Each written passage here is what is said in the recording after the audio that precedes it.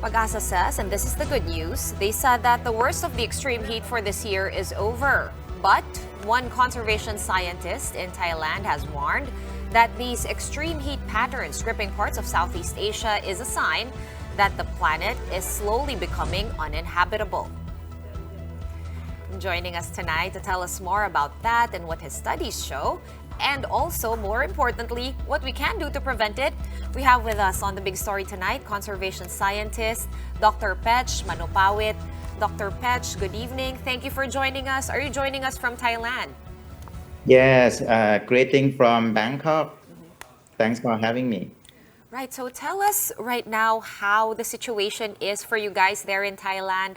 I have some friends over there. They said it's really, really hot, and we've been trying to compare which is hotter, the Philippines or Thailand. But how is the current situation shaping up over there? Yes, I think it's just really kind of hitting the ground in terms of the climate change impact because as an Asian, I think we are very familiar with the hot weather, right? I think summer hot is no surprise to us, but I think it's becoming really unbearable hot this summer. And I think we have experienced that across the region. I heard that in Philippines, you have to close down some of the school. I think in Myanmar is doing the same thing. And in Thailand, like even though we are so used to with the hot weather, but this year it's just getting unbearable and become a health hazard as well for people who be outside. So it's become very dangerous for people have to work who still have to work outdoor at this time of year. Did you And I think observe? it's Yeah. all new for us. I think we have to get used to this new normal, although the peak, the hottest seem to pass. We also get some rain like yesterday for the first time. So that's helped bring temperature down a little bit. But I think the pattern overall, because we're just coming from the hottest year on the record, 2023, right? But this year is set to be the hottest year on the record. So I think we have to really getting to be prepared for the new normal. And I think it's really something that is not in the far future anymore about the pattern of the weather that become uninhabitable to some region. Okay, Dr. Patch, we've been talking to some scientists and they've been telling us that we actually predicted this, that temperatures will get hotter and hotter every year. What are you seeing in the data that led you to say that the extreme heat is causing some parts of the world to become uninhabitable and that we're headed there?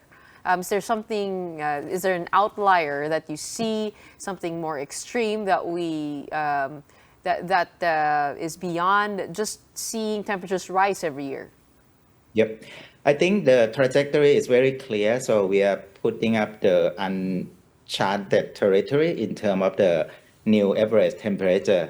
But last year and this year, because we are in the El Nino year, so it's pretty much double effect in terms of bringing down the temperature become very extreme. So we experienced this heat wave across the region.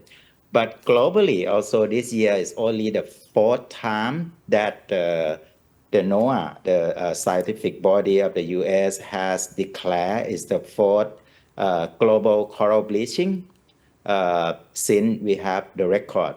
And I don't know about in the Philippines, but in Thailand also we have seen the new in Australia that the Great Barrier Reef again suffer mass coral bleaching. Over 75% of the reef already bleached in the Great Barrier Reef. And in Thailand, more than half of the coral reef now experiencing bleaching.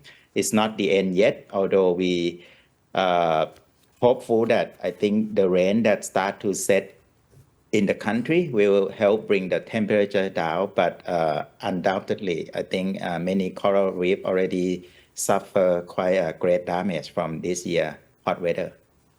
So we're seeing the impacts of climate change in real time. The question is, are any of these impact damages still reversible at this point? What can we do? I think that's a big question, but we don't have any option because by doing nothing I think it will just, make the problem worse. I think it just really emphasized on climate action that all the government said that it's urgent. We need to do something. I think the time to act is now because the impact is already here. It's not something in the distant future that we are talking about.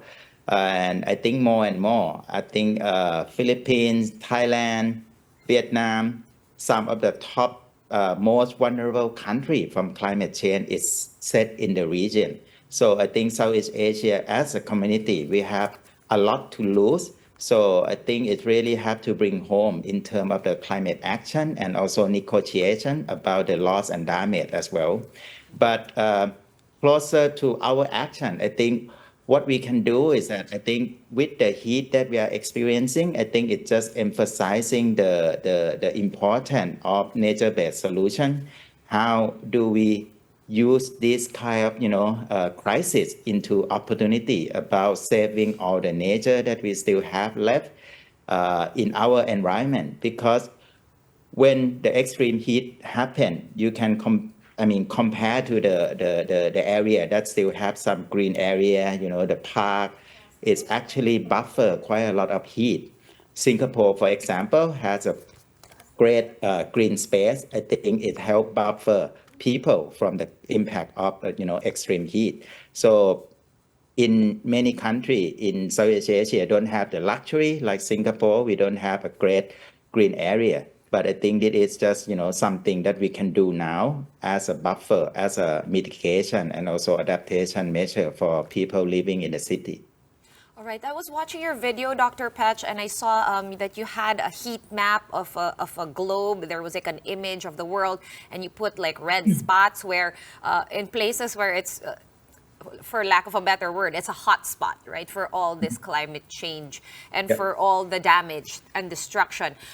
When you say uninhabitable, a pattern of becoming more and more uninhabitable, what exactly does that mean? Does that just mean it's really, really hot? Does it mean temperamental weather or unpredictable weather? What exactly do you mean by uninhabitable? I use that phrase, based on the climate change scenario because the climate model already predict that this year going to set the new record in terms of the hot temperature. But globally, they also predict that in Southeast Asia in particular is a hotspot for this year because of the El Nino impact, part of South Asia and also part of the Caribbean. So it means that this year we are particularly vulnerable. But in the region, in country, I think, we can observe that some particular region suffer from severe drought year after year. So the area that used to be agriculture land maybe not gonna be viable for farming anymore in the future. So this is something that happening right now, and I think in the city have even another impact like the heat island effect as well as the infrastructure in the city absorbing more heat. So we will start to rely more and more on air conditioning. And Yeah. I think that also leave the problem with the marginalized group of people, vulnerable group of people who might not have access to air conditioning as a way to mitigate the heat. So I think some part of the city, some part of the region might not be suitable for living anymore.